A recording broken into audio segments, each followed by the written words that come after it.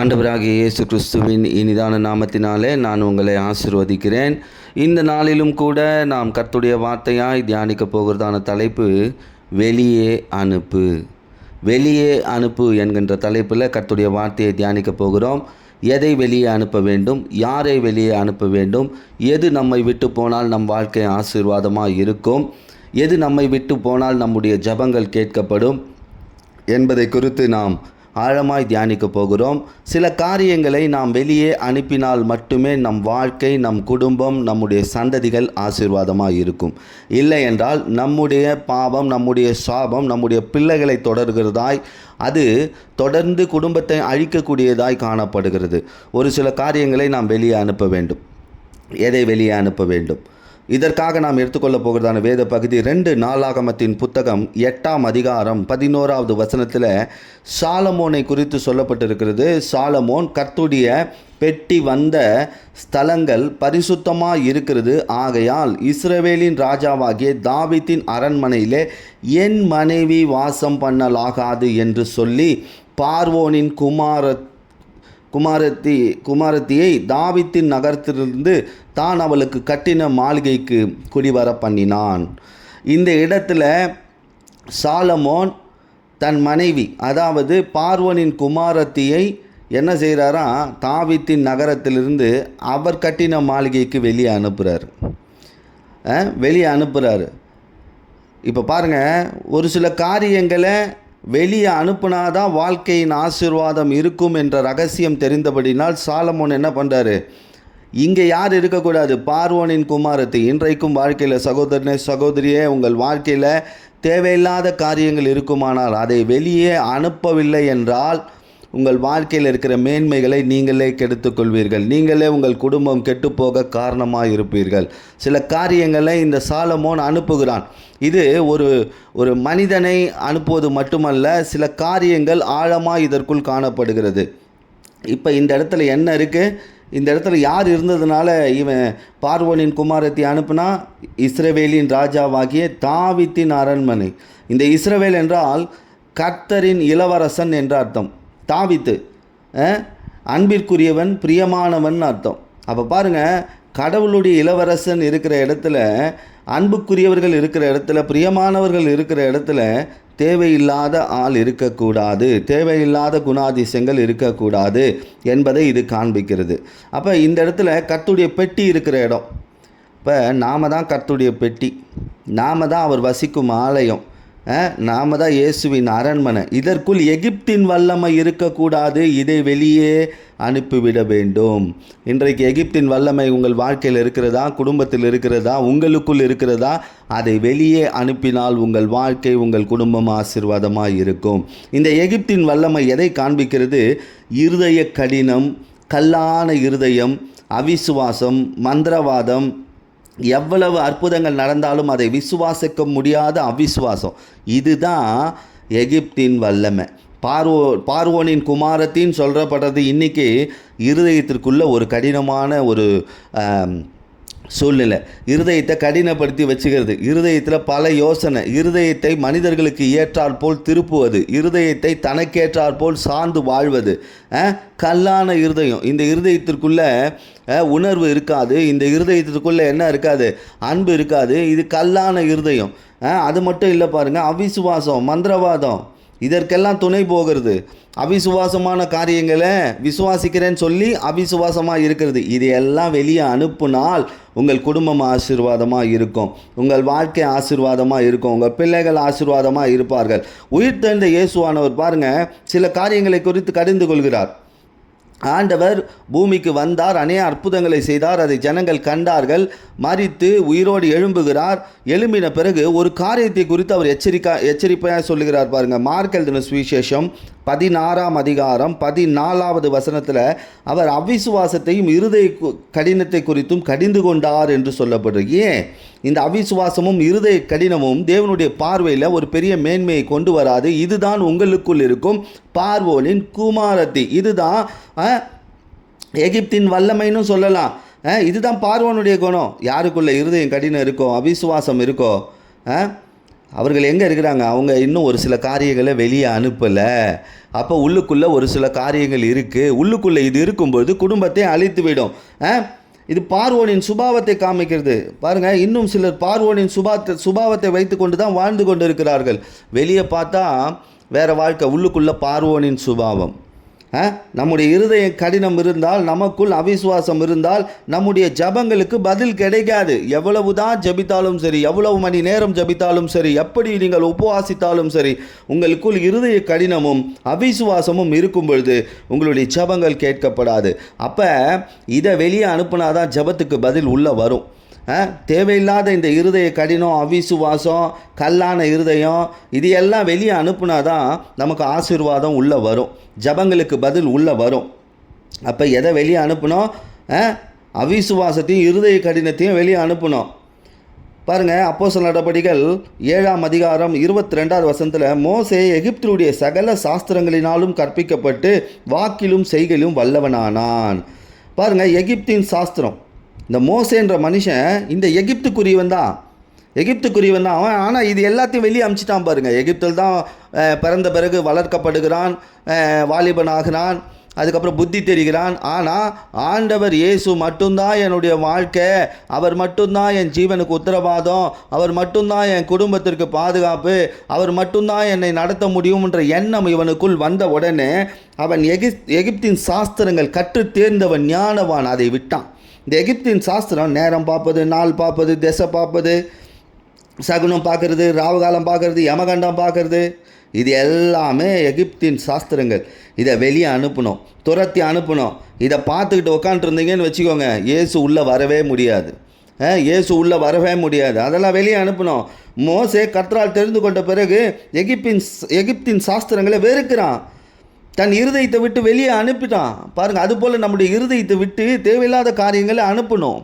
அதை பிடிச்சு வச்சிருக்கும் போது என்ன ஆகாது? தெய்வீக சுகத்தையும், தெய்வீக வல்லமையும், தெய்வீக நடத்துதலையும், தெய்வீக பாதுகாப்பையும் நாம் உணர முடியாது, வாழ்க்கையில் அனுபவிக்க முடியாது. அப்போ இதெல்லாம் அவுட் கோயிங், ஏசு இன்கமிங், இதெல்லாம் அவுட் கோயிங், ப்ரேயருக்கு, ஜபத்துக்கு இன்கமிங். அது போல தான் நம் வாழ்க்கையில் தேவையில்லாத விஷயங்களை வெளியே அனுப்பாத வரைக்கும் நம் பிரச்சனைகளுக்கு நிரந்தரமான தீர்வு வராது. சிலர் நிரந்தர தீர்வு கிடைச்சிருச்சுன்னு நினைக்கலாம், ஆனால் தீர்வுகள் வளரும். மரமானது இது பாருங்கள், முச்செடியானது வேரோடு அழிக்கப்படால் ஒழிய அது என்ன பண்ணும்? மறுபடியுமாய் முளைத்து கிளம்பும். அதுபோல தான் உங்கள் இருதயத்திற்குள்ள தேவையில்லாத காரியங்கள் இருக்கும் பொழுது அதை வெளியே அனுப்பாவிட்டால் மறுபடியுமாய் உங்களுக்குள் கிரியை செய்கிற பொல்லாத வல்லமை எழும்போம், வியாதி எழும்போம், தரித்திரம் எழும்போம், பொல்லாத சத்துருக்கள் எழும்புவாங்க. இதெல்லாம் வெளியே அனுப்பணும். இயேசு உள்ளே வந்துட்டார்னா என் வாழ்க்கையில் என்ன நடக்காது? பொல்லாத வல்லமைகளோட கிரியை இருக்காது. அப்போ எதை வெளியே அனுப்பணும்? இந்த சாலமோன் பார்வோனின் குமாரத்தை அமிச்சான். ஆனால் இன்றைக்கி நமக்குள்ள இந்த பார்வோனின் வல்லமை இருக்கா? அப்படிப்பட்ட மனிதர்கள் இருக்கிறாங்களா? வெளியே அனுப்பிச்சிடணும். அவிசுவாசத்தையும் இருதயம் கடினம், இந்த நாள் பார்க்கறது, நேரம் பார்க்கறது, சகுனம் பார்க்கறது, ராவுகாலம் பார்க்கறது, யமகண்டம் பார்க்கறது, இதெல்லாம் வெளியே அனுப்பணும். சரி, மறுபடியுமா இந்த சாலமோனுடைய விஷயத்துக்கு வருகிறோம், பார்ப்போம். 1 ராஜாக்கள் 7ஆம் அதிகாரம் 1 வசனம் 8வது வசனம். சாலமோன் அரண்மனையை கட்டி முடிக்க 13 வருஷம் சென்றது. சாலமோன் விவாகம் பண்ணின பார்வோனின் குமாரத்திற்கு அந்த மண்டபத்தில் ஒரு மாளிகையை கட்டுவித்தான். இங்கே பார்த்தீங்களா, ஒரு பக்கம் தேவாலயத்தை கட்டுறான், ஒரு பக்கம் பார்வோனின் குமாரத்திற்கு மண்டபத்தை கட்டுறான். ஒரு புறம் தேவாலயத்தின் அனுபவம், இன்னொரு புறம் பார்வோனின் குணம். பாருங்கள், இவனுக்குள்ள தேவாலயத்தின் அனுபவமும் இருக்குது, ஆனால் பார்வோனின் குணமும் இருக்குது. அதாவது கடவுள் பாதி, மிருகம் பாதி, பரிசுத்தாவி பாதி, அசுத்தாவி பாதி, தெய்வீகம் பாதி, இருதய கடினம் அவிசுவாசம் பாதி, இயேசு பாதி, உலகம் பாதி, 50-50 வாழ்க்கையை இப்படியாய் வாழ்ந்து கொண்டிருக்கிறான். இப்படி வாழ்பவர்களுக்கு நிரந்தரமான ஆசீர்வாதம் கிடைக்காது. இப்படியான வாழ்க்கை வாழ்பவர்களுடைய வாழ்க்கையில் ஒரு ஜெய ஜீவியம் வாழ முடியாது. ஆனால் ஒரு நாள் வந்தது, இவன் தீர்மானம் பண்ணினான், இனி பார்வோனின் வல்லமை இயேசுவின் அரண்மனையில் வாசம் பண்ணலாகாது. நான் இயேசுவின் அரண்மனையாக இருக்கிறேன், எனக்குள்ளே இந்த பார்வோனின் வல்லமை இருக்கிற வரைக்கும் என் வாழ்க்கை ஆசீர்வாதமாக இருக்காதுன்னு ஒரு தீர்மானம் பண்ணால் பார்வோனின் குமாரத்தை வெளியே அனுப்பினா.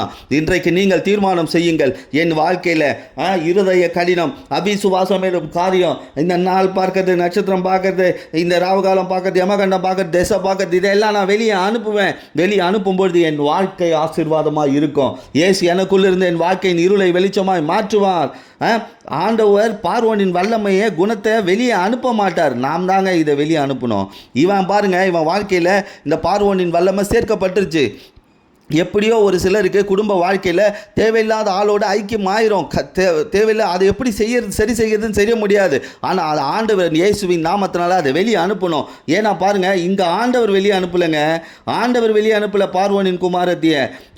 நாம தான் அதை செய்யணும். நாம தான் அதுக்கு முயற்சி பண்ணணும். சாலமோன் அதை செய்தான். ஆண்டவர் சாலமோன் கிட்ட பார்வோனின் குமாரத்தை பிரிக்கல, பொல்லாத வல்லமைகளை பிரிக்கல. இவன் தான் அதுலேருந்து வெளியே வரணுன்ற ஒரு தீர்மானம் எடுத்தான். இன்னைக்கு சொல்லணும், அவிசுவாசமே வெளியே போ, இருதய கடினமே வெளியே போ, எகிப்தின் ஆவியை வெளியே போ. ஏன்னா இந்த இருதயம் கடினம் மனிதனை அழிச்சிடுங்க. வைராகியம் இருக்கலாம், நல்ல விஷயங்களில் வைராகியம் பாராட்டுவது நல்லது தான் பவுல் சொல்கிறாரு.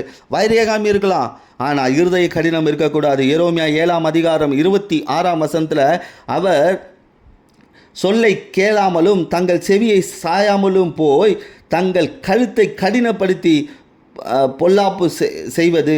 பாருங்கள், இங்கே பாருங்கள் எப்படி இவங்களுடைய வாழ்க்கை இருக்குது பார்த்தீங்களா. அவருடைய வார்த்தையை கேட்கலை, கடினப்படுத்துகிறாங்க. அவருடைய வார்த்தையை கேட்கல, இயேசுவின் வார்த்தையை கேட்கல, இருதயம் கடினமாவது. எபிரேயர் 3:8 வனாந்திரத்திலே கோபம் மூட்டினது போல, சோதனை நாளிலே நடந்தது போல உங்கள் இருதயங்களை கடினப்படுத்தாதிருங்கள். உங்களுக்கு சோதனை வருது, கோபம் வருது, அந்த நேரத்தில் உங்கள் இருதயத்தை கடினப்படுத்தாதிருங்க.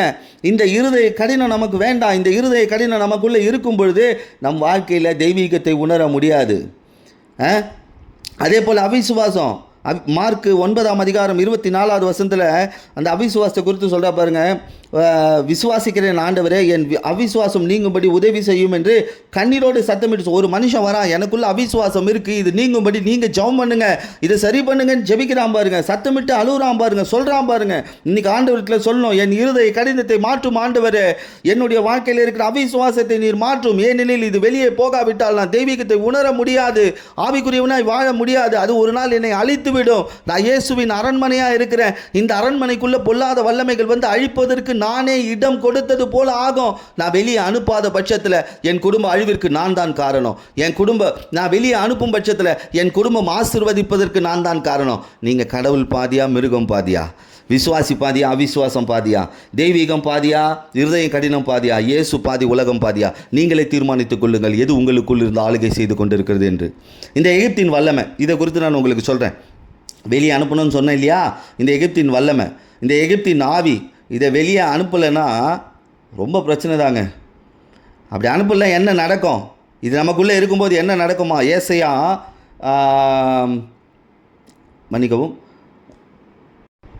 மன்னிக்கவும் ஆதியாகமம் 39:1 யோசேப்பை போத்திபார் எனும் எகிப்தியன் விலைக்கு வாங்கினான். எகிப்தின் ஆவி பாருங்க, எகிப்தின் ஆவி விலைக்கு வாங்குவது.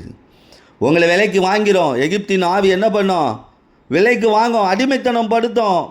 அது பாருங்கள், இந்த யோசேப்பை விலைக்கு வாங்கினது மட்டும் தெரியும். அதுக்கப்புறம் கொண்டு போய் அவனை சிறையிருப்பில் அடைச்சி அவனை கொடுமையாக நடத்தி அவன் மேல் வீழ்படியை போட்டு, அப்போ இன்னைக்கு எகிப்தின் வல்லமை, இருதய கடினம், அவிசுவாசம், பொல்லாத விஷயங்களுக்கு, சாஸ்திரங்களுக்கு இடம் ஒதுக்குறது, இதெல்லாம் வெளியே அனுப்பலைன்னா அவன் உங்களை விலைக்கு வாங்கிடுவாங்க. நாம் இயேசுவின் இரத்தத்தினால் வாங்கப்பட்டவர்கள், இயேசுவின் இரத்தத்தினால் மீட்கப்பட்டவர்கள். அவருடைய சொந்த இரத்தத்தை நமக்கு விலைக்கிரயமாய் கொடுத்து நம்மை மீட்டெடுத்திருக்கிறார். ஆனால் இந்த எகிப்து ஆவிக்கு இடம் கொடுக்கும்போது அது உங்களை விலைக்கு வாங்கிடும். விலைக்கு வாங்கி உங்களை அழிவுக்குள்ளே கொண்டு போயிடும். அதே ஆதியாகமம் 43:32 எகிப்தியர் எபிரேயரோடு சாப்பிட மாட்டார்கள், இதை எகிப்தியர் அருவருப்பாய் என்கிறாங்க பாருங்க. எகிப்தின் ஆவி தீண்டத்தக்காதவர்கள் போல நடத்தும். ஒரு நாள் என்ன பண்ணும்? உங்களை உலகத்திலிருந்து பிரிக்கும், தீண்டத்தகாதவர்களை போல மாற்றிவிடும். உங்களோடு யாருமே ஐக்கியப்பட மாட்டார்கள். பாருங்கள், எகிப்தின் ஆவியை வெளியே அனுப்பிடணும், எகிப்தின் வல்லமையை வெளியே அனுப்பிடணும். இல்லைனா அது விலைக்கு வாங்கும், தீண்டத்தகாதவர்களை போல நடத்தும். யாத்திராகமம் 1:13 எகிப்தியர் இஸ்ரவேலை கொடுமையாய் வேலை வாங்கினார்கள். எகிப்தின் ஆவி கடினமாக நடத்தும், கொடுமையாக வேலை வாங்கும். இன்றைக்கி இதுக்கு இடம் கொடுக்கும்போது ஆரம்பத்தில் ரொம்ப நல்லா இருக்குங்க.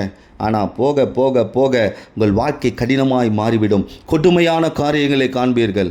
உங்கள் வாழ்க்கையில் வெளியே அனுப்ப வேண்டிய காரியங்களை வெளியே அனுப்பவில்லை என்றால் உங்கள் வாழ்க்கை ஒதுக்கி வைக்கப்படும். உங்கள் வாழ்க்கை பிசாசினால் விலைக்கு வாங்கப்படும். அதே போல் கடினமான வாழ்க்கையாக மாறிடும். கொடுமையான காரியங்களை பார்ப்பீங்க. எகிப்தின் ஆவியை வெளியே அனுப்பிடுங்க. இந்த எகிப்தின் வல்லமைகளை வெளியே அனுப்பிச்சிருங்க. இந்த சாலமோன் அனுப்பினா அதுபோல் உங்கள் வாழ்க்கையில் தேவையில்லாத காரியங்களை நீங்கள் அனுமதிப்பீர்களானால் நீங்கள் தான் உங்கள் குடும்பத்திற்கு சத்ருவாக இருக்கிறீர்கள். நீங்கள் தான் உங்கள் குடும்பத்திற்கு அழிவான மனிதராக இருக்கிறீர்கள். உங்கள் குடும்பம் ஆசீர்வதிக்கப்பட வேண்டுமா அல்லது அழிவை நோக்கி போக வேண்டுமா? அப்பொழுது இந்த எகிப்தின் வல்லமையை வெளியே அனுப்புங்க. கடைசியாக கூட சொல்கிறேன் பாருங்கள், இந்த எகிப்தின் வல்லமை என்ன செய்யும்? ஏசாயாவின் புத்தகம் 19ஆம் அதிகாரம் 3ஆம் வசனத்தில் எகிப்தின் ஆவி சோர்ந்து போக பண்ணுமா. அது மட்டும் இல்லை, விக்கிரகங்களையும் மந்திரவாதிகளையும் சுனத்காரர்களையும் குறி சொல்லுவர்களையும் தேட செய்யும். இந்த எகிப்தின் ஆவி எப்படி இழுத்துட்டு போகுது பார்த்தீங்களா? கொஞ்சம் கொஞ்சமாக விக்கிரகத்தின் ஈர்ப்பில் இழுத்துட்டு போவோம், மந்திரவாதத்தின் ஈர்ப்பில் இழுத்துட்டு போவோம், இந்த சுனத்துக்காரர்களுக்கு அவர்களை சார்ந்து இழுத்துட்டு போவோம், குறி சொல்லுகிறவர்களை தேட செய்யும். இந்த எகிப்தின் ஆவி பொல்லாத வல்லமை. இதை வெளியே அனுப்பலைன்னு வச்சுக்கோங்க, சோர்ந்து போவீங்களா, சோர்வுக்குள்ளே நடத்திடும். இப்போ உற்சாகமாக இருக்கிற மாதிரி இருக்கும், ஆனால் சோர்வு வந்துடும். இந்த சோர்வு பாருங்கள், யோனாவுடைய வாழ்க்கையில் யோனா 4ஆம் அதிகாரம் 8வது வசனத்தில் வெயில் யோனாவின் தலையில் படுகிறதுனால் அவன் சோர்ந்து போய் தனக்குள்ளே சாவை விரும்பி நான் உயிரோடு இருக்கிறதை பார்க்கலாம் சாவு. இந்த சோர்வு சாவுக்கு நேராக நடத்துமாங்க, அனுதினமும் மரணம். இப்போ இந்த வெளியே அனுப்ப வேண்டிய எகிப்தின் வல்லமையை அனுப்பலைன்னா அது சோர்வை உண்டு பண்ணும். அது அனுதினமும் என்ன பண்ணும்? மரணத்தை கண்ணில் காமிக்கும். யோபு சொல்கிறான், இது யோனா சொல்கிறா பாருங்க, நான் சோர்ந்ததுனால உயிரோடு இருக்கிறதை பார்க்கலும் சாவை பேச வைக்குங்க, சாவை பேச வைக்கும், சாவை பார்க்க வைக்கும். இந்த சோர்வின் ஆவி லூக்கா எழுதின சுவிசேஷம் 9ஆம் அதிகாரம் 17 முதல் 20 வசனம் சுருக்கமாக சொல்லுகிறேன். இந்த பொல்லாத ஆவி பிடித்தவன் அவன் சோர்ந்து போனான், அவனை அடக்க முடியல, அவனை அழிக்க முடியல. அப்போ பாருங்கள், சோர்வு என்ன பண்ணும்? சோர்வு பொல்லாத ஆவிக்கு இடம் கொடுத்து அதை வர வச்சிடும். இப்போ பாருங்கள், சோர்வு ஒரு மனுஷனை சாக காட்டும், சாவு செத்துடலான்னு பேச வைக்கும், அடுத்தது அசுத்தாவிக்கு இடம் கொடுத்துடும். மத்தேயு 15ஆம் அதிகாரம் 32வது வசனத்தில் சாப்பிட ஒன்றுமில்லை என்று இருக்கிறார்கள், பட்டினியாய், நான் சுருக்கமாய் வாசிக்கிறேன், பட்டினியாய் அனுப்பிவிட்டால் வழியிலே சோர்ந்து போவார்கள். தேவைக்காக சோர்ந்து போவீங்க, உங்கள் தேவைகள் சந்திக்கப்படாது. அந்த இடத்துல ஆண்டவர் தேவைகளை சந்தித்தார், அந்த ஜனங்களுக்கு அப்பத்தையும் மீனையும் கொடுத்தாரு. இன்றைக்கு தேவைப்படும்போது கடவுளுடைய வார்த்தை கிடைக்காது. எகிப்தின் வல்லமைகளை, எகிப்தின் ஆவி வெளியே அனுப்பலைன்னா தேவை சந்திக்கப்படாது, தேவை கிடைக்கலன்னு சோர்ந்து போயிடுவீங்க. பாருங்கள், அதே எபேசியர் 3ஆம் அதிகாரம் 13ஆம் வசனத்தில் உபத்திரவங்களிலே சோர்வு, உபத்திரவம். பாருங்கள், இந்த வெளியே அனுப்ப வேண்டிய காரியங்களை வெளியே அனுப்பவில்லை என்றால் உபத்திரவம் வந்து உங்களை சோர்வுபடுத்தும். அது எந்த விதமான உபத்திரவத்தை குறித்து ஆண்டவர் பேசி கொண்டு இருக்கிறாரோ உங்களுக்கு தெரியும். உங்கள் உபத்திரவம் வெளியே அனுப்பிச்சிருங்க. ஆண்டவரே, அவிசுவாசமே வெளியே போ, இருதய கடினமே வெளியே போ சொல்லி அனுப்பிச்சிருங்க. ஆண்டு வீட்டில் ஒப்புக்கொடுங்க. நீதிமொழிகள் 24ஆம் அதிகாரம் 10வது வசனத்தில் ஆபத்து காலத்தில் சோர்வு. அப்போ பிசாசு பாருங்கள், ஆரம்பத்தில் ஆசீர்வாதமாக நடத்துகிற மாதிரி இருந்து கடைசி ஆபத்தை கொண்டு வந்து வச்சு சோற வச்சிடறான். இந்த சோர்ந்து போகுதல் எகிப்தின் வல்லமை. இதற்கு இடம் கொடுக்கும் பொழுது நம் வாழ்க்கை அழிந்து விடுகிறது. அப்போ சோர்வை உண்டு பண்ணுகிற வல்லமையே வெளியே போ, எதையும் விலைக்கு வாங்கலாம் என்கின்ற எண்ணமே வெளியே போ, அருவருப்பே வெளியே போ, கொடுமையின் செயலே வெளியே போ, இருதய கடினமே வெளியே போ, கொடுமையின் எண்ணமே வெளியே போ, அவிசுவாசமே வெளியே போ. நான் இயேசுவின் ஆலயமாக இருக்கிறேன், நான் இயேசுவின் மாளிகையாக இருக்கிறேன், நீ வெளியே போ. நான் வெளியே அனுப்புனா நம்ம வாழ்க்கை ஆசீர்வாதமாக இருக்குங்க. வெளியே அனுப்பலைன்னா ஆசீர்வாதம் எப்படி இருக்கும்? இவ்வளவு காரியத்தை உள்ளே வைத்து கொண்டால் எப்படி இயேசுவானவர் கிரியை செய்வார்? எப்படி ஜபங்களை கேட்பார்? எப்படி உங்கள் குடும்பத்தை விடுவிப்பார்? எப்படி உங்களுக்கு தெய்வீக சுகத்தை தருவார்? இது தற்காலிகமானதாக இருக்கும். அவர் கொடுத்தார், ஆனால் அது நிரந்தரமாக இருக்கணுங்க. அதை தக்க வச்சுக்க நம்ம கையில் இருக்குது. நிரந்தரமான ஆசீர்வாதம் ஒன்று இருக்குது, பாதி வழியில் போகிற ஆசீர்வாதங்கள் இருக்குது. வெளியே அனுப்ப வேண்டிய காரியங்களை வெளியே அனுப்பவில்லை என்றால் தெய்வீகத்தை நம் வாழ்நாள் முழுவதும் கடைசி நாள் மட்டும் அனுபவிக்க முடியாது. ஆனால் பாருங்கள், ஏசாயா 40ஆம் அதிகாரம் 29ஆம் வசனம் இப்படி சொல்லுகிறது, சோர்ந்து போகிறவனுக்கு பலன் கொடுக்கிறார், சோர்ந்து போகிறவனுக்கு பலன் கொடுக்கிறார். எந்த காரியத்தில் சோர்ந்து போயிருக்கிறீர்கள்? எகிப்தின் வல்லமையினால் சோர்ந்து போயிருக்கிறீர்களா? ஆண்டவர் சொல்லுகிறார், சோர்ந்து போன உனக்கு நான் பலன் கொடுப்பேன். உன் இருதய கடினத்தை விட்டுடு, உன் அவிசுவாசத்தை விட்டுடு, உனக்கு நான் பலன் கொடுப்பேன். அதே ஏசாயா 40ஆம் அதிகாரம் 31ஆவது வசனத்தில் நீ காத்திருக்கிற, நீ இனி ஓடினாலும் சோர்ந்து போக மாட்டே, உன் வாழ்க்கையின் ஓட்டத்தில் சோர்ந்து போக மாட்டே. நீ இயேசுவின் மாளிகையாக இயேசுக்கு இடம் கொடுக்கும்போது உன் வாழ்க்கையில் நான் பலனை கொடுப்பேன். சோர்ந்து போகிற தன்மையை உன் வாழ்க்கையை விட்டு எடுத்து போடுவேன். அதற்கு உன் அவிசுவாசத்தை விட்டுவிடு, உன் இருதய கடினத்தை விட்டுவிடு, இதையெல்லாம் வெளியே அனுப்பு. அப்போ இன்றைக்கு ஆண்டவர் வெளியே அனுப்ப வேண்டிய காரியங்களை குறித்து பேசியிருக்கிறார். நம்ம எதை உள்ளே வைத்து கொண்டு இருக்கிறோம், எதை வெளியே அனுப்பிக்கொண்டு. ஆண்டவர் உள்ளத்தின் ஆழத்தை பார்க்கிறார், இருதயத்தின் ஆழத்தை பார்க்கிறார், மனிதன் முகத்தை பார்க்கிறார். வெளியே அனுப்பிவிடுங்கள். கடவுள் பாதி மிருகம் பாதின்னு வாழாதீங்க. பரிசுத்த ஆவி பாதி அசுத்த ஆவி பாதின்னு வாழாதீங்க. தெய்வீகம் பாதி இருதய கடினம் அவிசுவாசம் பாதின்னு வாழாதீங்க. இயேசு பாதி உலகம் பாதின்னு வாழாதீங்க.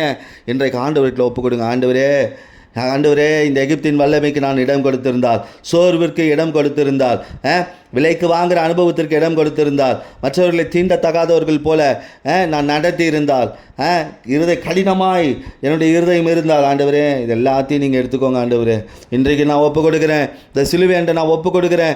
நீர் என்னை கழுவி சுத்திகரிக்க வல்லவர். உமது சிலுவையினாலே என்னை மாற்ற வல்லவர். உமது கிருபையினாலே என்னை நடத்த வல்லவர். ஆண்டவரே, நீர் எனக்குள் மாளிகையாக இருக்கிறேன். நான் வெளியே அனுப்ப வேண்டிய காரியங்களை குறித்து இந்த நாளில் பேசியிருக்கிறேன். நான் வெளியே அனுப்பிச்சிடுவேன். ஆண்டவர்கிட்ட விசுவாசமாக அறிக்கை செய்து விட்டு விடுங்க. வெளியே அனுப்பிச்சிருங்க. நிச்சயமாகவே உங்கள் வாழ்க்கையில் சோர்ந்து போக மாட்டீங்க. ஒடினாலும் சோர்ந்து போக மாட்டீங்க. வாழ்க்கையின் கடைசி நாள் மட்டும் கர்த்தர் உங்களை நடத்துகிறவராக இருப்பார். இந்த செய்தி உங்கள் வாழ்க்கையில் எதை வெளியே அனுப்ப வேண்டும் என்று கர்த்தர் உங்களுக்கு வார்த்தையின் மூலமாய் பேசியிருப்பார்.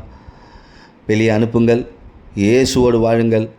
ஆசீர்வாதத்தை சுதந்து கொள்ளுங்கள். கர்த்தர் உங்களையும் உங்கள் குடும்பத்தையும் உயர்த்தி ஆசீர்வதிப்பாராக. ஆமென்.